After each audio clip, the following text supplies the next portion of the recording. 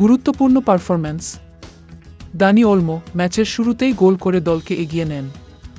লিও Roman Mallorca দুর্দান্ত performance দিয়ে 12টি save করেন, বার্সেলোনার আক্রমণ ঠেকাতে গুরুত্বপূর্ণ ভূমিকা রাখেন। পেদ্রি মধ্যমাঠে খেলার নিয়ন্ত্রণে রাখেন এবং আক্রমণ পরিচালনায় গুরুত্বপূর্ণ ভূমিকা পালন করেন। পরবর্তী সূচি।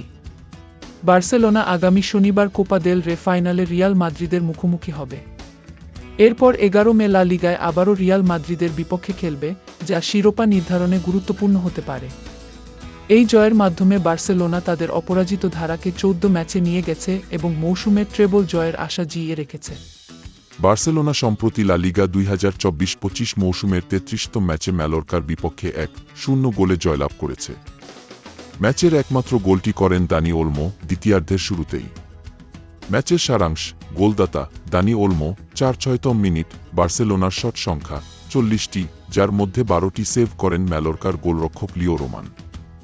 ম্যাচের স্থান এস্তাদি অলিম্পিক লুইস কোম্পানিস। উপস্থিত দর্শক 45,62 জন। বার্সেলোনার পয়েন্ট 76, যা রিয়াল মাদ্রিদের চেয়ে 7 পয়েন্ট বেশি। রিয়াল মাদ্রিদের একটি ম্যাচ কম খেলা হয়েছে।